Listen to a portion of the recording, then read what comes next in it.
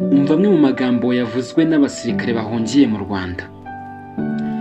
Ni ukuvuga ngo abasirikare ba FARDC bamaze kujya mu Rwanda baje nyine bamanitse amaboko, ubona ko badashaka intambara, baje bamanitse amaboko bavuga ati dushaka ubuhungiro, kubera yuko M23 iri hariya iteye ubwoba, ntago tuzi ko twayishoboza. Ni ukuri mudufashe muducumbikire turebe aho turara bwa none, kubera ko harimo inkomere zimwe na zimwe bazitaho, babahaye n'amashuka yo kwiyorosa, babaha amafu y'ibikoma, ibigori, nyine kubera ko ni impunzi.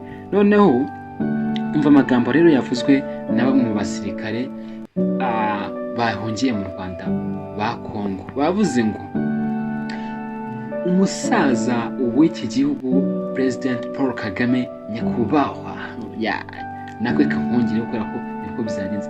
Nyakubahwa President Paul Kagame turabizi ni imfura, ntakunda amatiku, ntagira amahane, ni umubyeyi. Hari igihe umuntu avuga amagambo kubw'amaco y'inda, ariko burya amagambo umuntu avuze kubw'amaco y'inda aba ariko kuri. Ni umubyeyi, ni ukuri ashyira mu gaciro.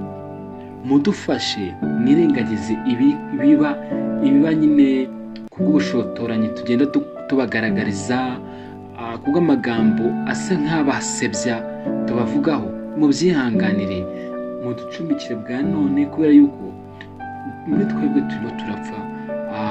M23 hariya iguru tubagura itanzitse, mudufashe mukabyara. Tubizi ko ni umubyeyi arabyumva. Ibyo ngibyo ntabwo aribyo igihugu cyagendeho cyakira impunzi, kuko yacyakiriye nk'uko nyine cyakakira izindi mpunzi zose, kuko cyakakira wenda Burundi n'ibindi. Impunzi ni impunzi. Noneho bamaze kuvuga ayo magambo nyine babacumbikiye, abankomere zijyanwa kwa muganga, kuko harimo inkomere zijyanwa kwa muganga, harimo abari bashonje babitaho, bamaze kwa amashuka.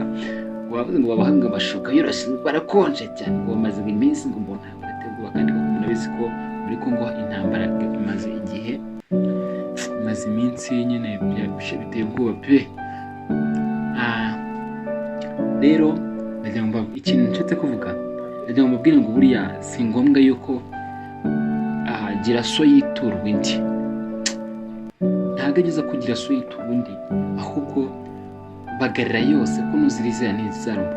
Numva nimba abantu baje kuvuga ati turazi ko umusaza ari imfura, ashyira mu gaciro, ntihangane mudufashe muducumbikire rya none. Nuko bari bazi aho uko ibintu bimeze, kandi bari bazi ko n'abandi bantu basanga umutekano wizewe, basanga abantu babitaho usibye mu Rwanda. Sibyo mu Rwanda noneho nyine bizeye umutekano, bari bizeye ubufasha nyine buhagije. Umutekano w'u Rwanda Sariyuti President Paul Kagame nyakubahwa, wogere umuntu mani. Nyakubahwa President Paul Kagame ni imfura, nk'uko babivuze nanjye kabyongeyeho, ni imfura pe, ni imfura. Imana yamuhaye urukundo, urumva, imaze kumuha urukundo, inamuha igikundiro, inamuha igitinyiro, inamuha icyubahiro. Ubundi urebye ni byose. Ubundi iyo Bibiliya itaza kubaho, njye mpamya neza yuko bamwe mu bakristo bari kuzajya bavuga ko President nyakubahwa Paul Kagame ari we Yesu Kristo, kubera yuko ntabwo bari kuba bazi ukuri. Ariko bati yaragarutse mu isi, twe tuzi ahantu atuye, ari mu Rwanda, muri Afurika. Perezida Paul Kagame nyine iyo Bibiliya itabaho niwe bari kuza kwita Yesu, kubera yuko ntabwo bari kuba bazi ukuri. Ariko bati n'ubundi yavuze ko azaza nk'igisambo cyangwa akaza bitunguranye, n'ubundi yaje bitunguranye, none ari mu Rwanda arimo arabaha amahoro, kuko murebye amahoro ari mu Rwanda, murebye urukundo ruri mu Rwanda, ahandi hantu ruri ku isi y'Imana. Sibyo, nta ndi muntu ushaka kuyakananganya mose. Mwabonye ibintu yakoreye Kongo imaze kwakira abasirikare bayo, yabakiriye neza, irabacumbikira, irabuzurusa, iri kubavuza, iri no kubavuza. Gusa wazuyiga iki? Akora subscribe kuri YouTube channel yacu, ya Rwego Kabiri. Kuri subscribe kuri YouTube channel ya Rwego Kabiri, dukomeze kubana. Mwabonye ukuntu ejo ndi barashe mu Rwanda bagitoreza intwaro bajya barasa udusasu tukazimira iyo kuko cyoko u Rwanda rwubaho pe. U Rwanda RDF inkotanyi sare yuti dushyize hamwe twese twabigeraho.